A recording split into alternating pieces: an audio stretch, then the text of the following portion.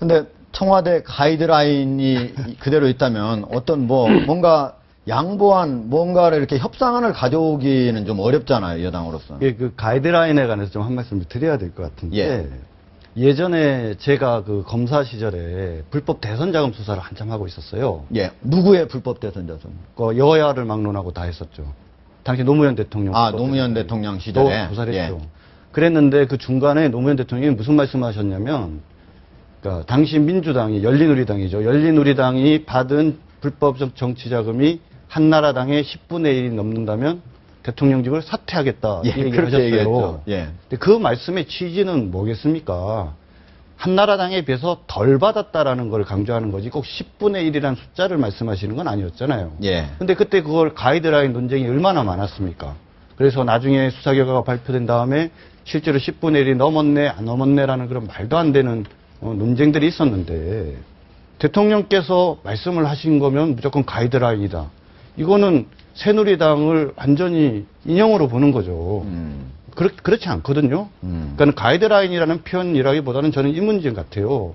계속적으로 대통령께서 의견을 말하라고 당에서 요구했지 않습니까? 네. 국민들께서도 대통령의 입장을 말씀해 주셨으면 좋겠다고 얘기를 했고요. 거기에 대해서 적절한 시점이 됐죠. 이제 추석도 지났고 시간도 많이 지났으니까 당신이 생각하시는 원칙을 말씀을 하신 거란 말입니다.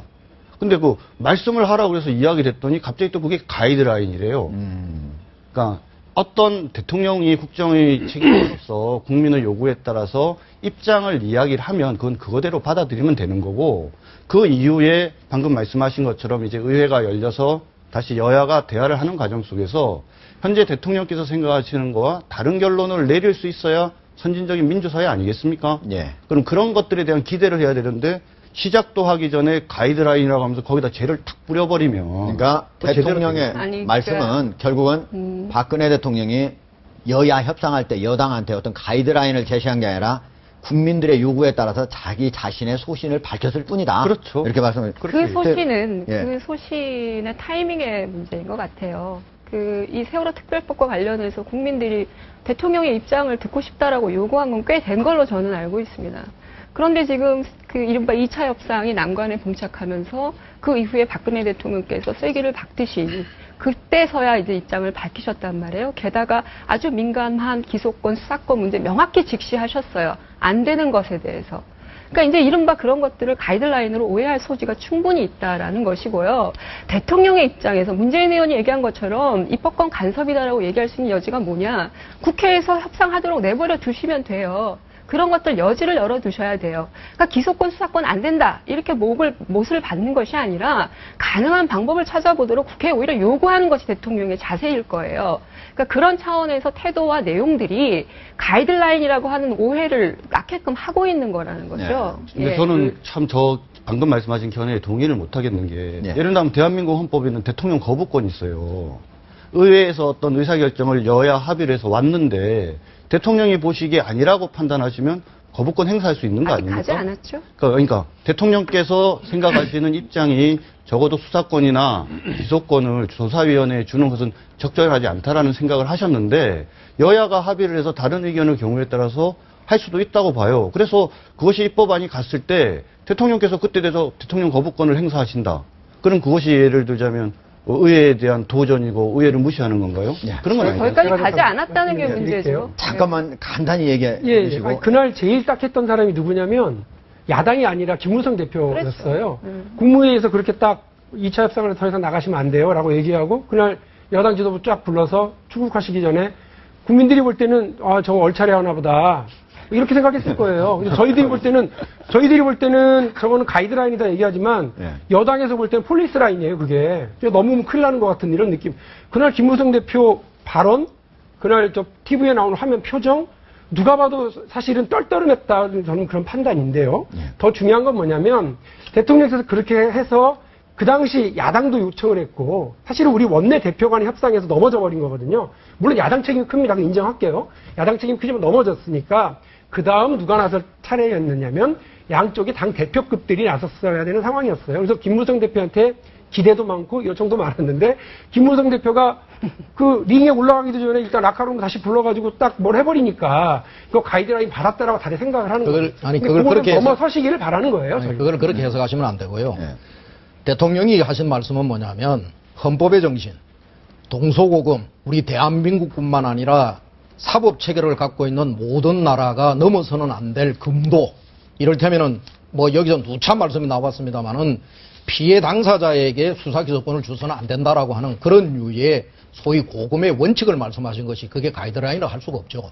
이를테면 이번에 비대위가 구성되고 난 다음에 문재인 대표께서 우리가 기소권, 수사권이 그동안에는 마치 이게 없으면 세월호법이 안 되는 양 마치 참 그렇게 주장을 하면서 단식도 하시고 이러시다가 이번엔 또 비대위 되시고 난 다음에 이거는 안 받을 수 있다. 그러니 여당에서 특검 추천에 관해서 좀 더 유연한 안을 가지고 나와야 된다. 이것도 어떤 경우에 보면 협상에 임하는 사람들이 아시다시피 문재인 의원께서는 지난 야당의 대통령 후보셨고 다음에도 유력한 또 후보라고 지금 거명이 되고 있고 그리고 당내의 친노파의 최대의 개파 수장이고 이것도 역시 가이드라인이라고 얘기를 할 수가 있는 겁니다. 그렇게 붙인다면. 그러나 저희들은 그것을 가이드라인이라고. 그리고 아까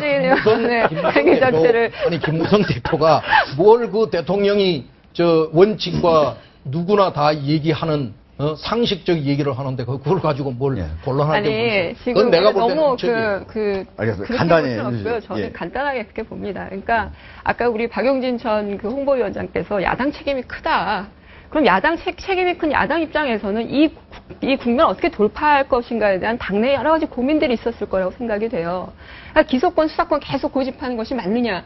이것이 아닐 수 있다라면 유가족들이 불신하고 있는 검찰, 특검에 대한 부분은 어떤 방식으로 잘 살려낼 건가에 대한 나름대로의 당내 담론이 형성이 된 거예요. 그거에 대한 반로로 얘기를 한 것이고 저는 공당이 이렇게 바뀌어야 된다고 생각합니다. 뭔가 교착 상태에 있을 때 어떤 편을 들 수 없을 때는 해안을 가지고 해법을 찾아야죠. 대통령도 그렇고 우리 김무성 대표도 그렇고 그 이외에 대안이라는 걸 마련해 놓은 것이 있으니까 제2안과 3안에 대한 얘기가 없어요.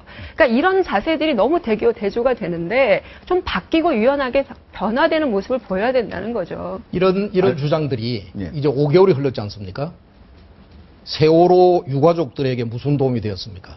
진상규명과 우리가 지금 조속히 해야 할 재방 방지책을 만들고 그 다음에 여러 가지 이 세월호 국면을 마무리하고 새로운 이제 대한민국으로 나오는데 어떤 도움이 되었습니까?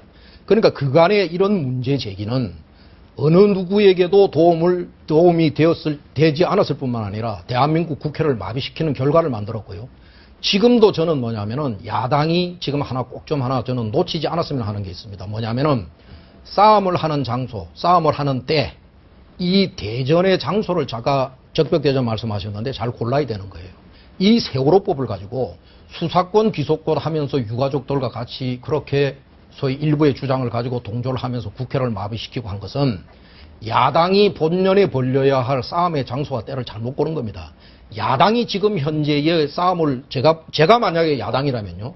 지금 박근혜 정부가 내놓은 정책 중에서도 야당이 국민의 편에 서서 문제를 제기할 만한 부분이 많습니다. 창조 경제 부분이 그렇고요. 그리고 각종 지금 관련되어져 있는 여러 가지 것들이 그렇습니다. 예를 들자면 담배세 인상 부분이라든지 이런 부분에 관해서 이런 부분에 관련돼서 야당이 국민의 민리의 편에 서서 나서야지. 지금 이 세월호를 가지고 그동안에 국민들을 위한다라고 얘기했지만 그건 국민들에게 무엇 하나 도움이 되지 않았고요. 세월호 유가족들도 점차 일반 국민들이 그런 싸움 속에서 저는 제일 가슴 아픕니다. 국민들이 점점 이 세월호를 바라보는 시각이 소위 냉담해지는 것. 이건 가슴 아픈 일입니다. 그럼 이 원인이 어디에 있었는가? 이거를 차제에 야당이 한번 잘 들여다볼 필요가 있다. 알겠습니다. 제가 그 말씀을 드리는 겁니다. 예.